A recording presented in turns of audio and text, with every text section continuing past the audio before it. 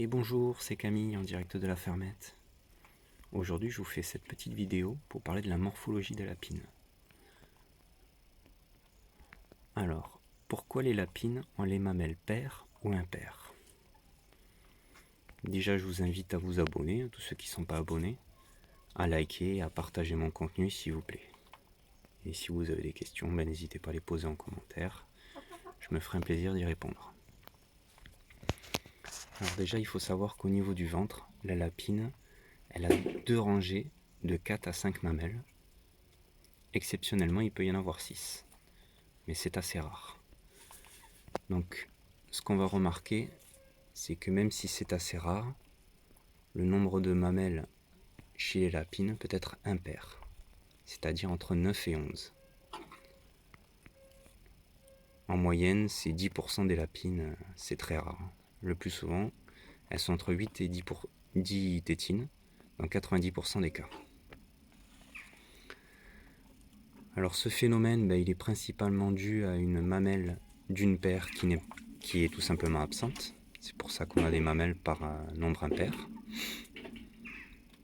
Mais il est aussi dû à toutes les sélections de l'homme en fait, tout simplement. Comme on a fait beaucoup de sélections, on a développé des lapins vraiment en fait pour leur rendement, tout simplement. Et ces lapins, ils sont issus de croisements pour augmenter leur rentabilité et par conséquent le nombre de lapros par portée et du coup en même temps le nombre de mamelles. Plus il y a de lapros, plus il y a de mamelles par lapine. Bon, ce qu'on peut constater, c'est que du coup, avec les races hybrides, le sevrage est fini très tôt, dès l'âge d'un mois, pour ma part. Mon petit retour d'expérience, c'est que moi, à un mois, ils sont sevrés, mais je parle pour les races hybrides, là, bien sûr.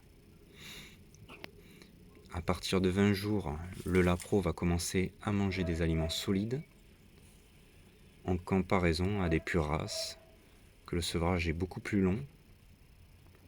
En général, c'est entre 2 mois, 2 mois et demi en moyenne. Et les portées seront beaucoup plus petites. Alors pour ma part, pour les races hybrides, j'ai pu vérifier ces critères, que les portées sont toujours beaucoup plus importantes, en moyenne entre 10 à 14 lapros, ce qui est assez important. Et le sevrage toujours précoce, moi dès l'âge d'un mois, sur toutes mes races hybrides, ils sont déjà sevrés.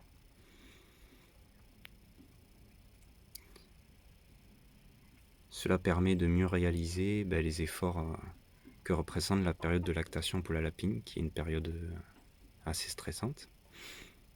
Parce que bon, faut les nourrir, quand il y en a 10, entre 10 et 14, il faut quand même les nourrir. Ça demande beaucoup d'énergie à la mère lapine. Et bon, bien sûr, la période de gestation qui est déjà très courte, entre 28 et 31 jours. Bon, moi, c'est 28 jours pour toutes mes lapines, pure race et hybride. Elles sont très réglées là-dessus.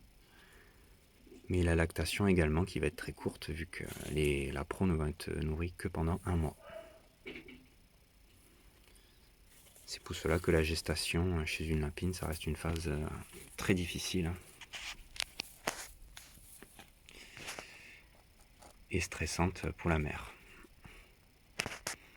Il faudra veiller à ce qu'elle manque de rien, qu'elle n'ait pas de carence nutritionnelle ou de déséquilibre alimentaire, parce que ses besoins nutritifs resteront énormes durant cette période. La période où elle sera en gestation et où elle va sevrer les lapros.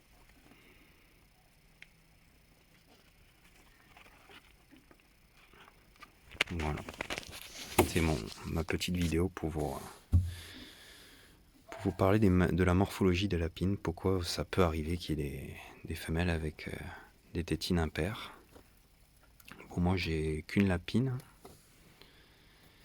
mais ça peut arriver, c'est très rare après, il n'y a que 10% des lapines, vous en aurez très rarement, le plus souvent 90% ce sera pair, mais ça peut arriver. Et comme je vous dis, c'est dû principalement à des effets de sélection. Voilà, bon après, j'ai même vu une étude là-dessus qui disait qu'avant les années 2000, les lapines, elles avaient toujours les mamelles paires. Et bon, à partir de là, on a commencé à vraiment les croiser et faire de l'hybridation. Et après les années 2000, on s'aperçoit qu'il y a quand même une part de lapine qui a des mamelles impaires, tout simplement. Donc ça peut être 11, 9 mamelles, ça dépend, mais c'est pas une généralité, mais on remarque qu'on a quand même 10% de la population qui a ce gène. Voilà. Après, rien d'alarmant, c'est pas... Mais je voulais faire un petit aparté dessus. Voilà. Une belle lapine, 6 kilos. La fille. Ça, c'est une bonne mère. Fille de l'Agartha que j'ai gardée. Elle a de très bonnes gènes. Sevrage au bout d'un mois. Et après, elle élève bien ses lapros. Entre 10 et 14 lapros par portée. C'est quand même une bonne reproductrice. Voilà. Je vous invite à liker, partager et à commenter mon contenu si vous a plu. Si vous avez des questions, n'hésitez pas, mais je trouvais ça important d'en parler.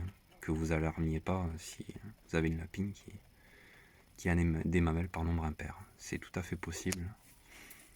Et il n'y a rien d'anormal à ça. Voilà.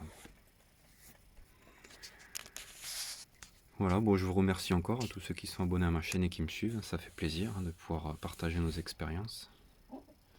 Ça me permet également de voir des lapins que je connaissais pas, des races comme les lapins de Nouvelle-Zélande, là. Je connaissais pas du tout cette race. C'est vrai qu'il y a tellement de races de lapins que la race des États-Unis. C'est vrai que c'est intéressant de pouvoir partager avec le monde entier. J'ai quand même 10 pays différents qui me suivent, donc ça commence à devenir intéressant. Parce que c'est sûr que bon, moi je produis, là je fais principalement du géant papillon, des races hybrides, là, que c'est un mélange papillon et lapin fermier. Et je vais faire en pure race du gris de Touraine, j'ai déjà la femelle. Bientôt je vais rentrer le mâle pour faire que des portées pures. Voilà, le gris de Touraine, mon but c'est pas le rendement, c'est juste parce que je veux garder les gènes, c'est des bonnes mères, elles sont câlines.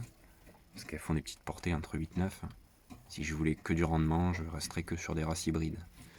Mais j'ai quand même décidé de faire du géant papillon et du gris de Touraine pure race. Voilà. C'était le petit aparté, mais bon. Je ferai un suivi de chacune des races. C'est quand même intéressant de voir l'évolution qui n'est pas la même et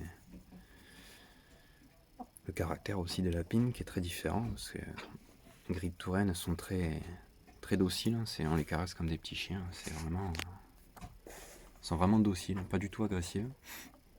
C'est pour ça que j'ai décidé de faire cette race, parce que j'aime beaucoup. Il y a pas beaucoup d'éleveurs quand même en France de cette race. Elle est très dure à trouver, mais j'ai trouvé un éleveur où je pourrais rentrer un mâle pur. Voilà, et mon but ce sera de faire... j'aurai 2 lapines gris de Touraine et un mâle pour faire que des portées pures, voilà, qui ne seront pas pour la consommation. Voilà. Bon, mais je vous remercie encore, tous ceux qui me suivent, et n'hésitez pas, comme je vous dis, à liker, partager. Ça fait plaisir, et à vous abonner. Plus on est de fous, plus on rit. Allez, bonne journée, au revoir.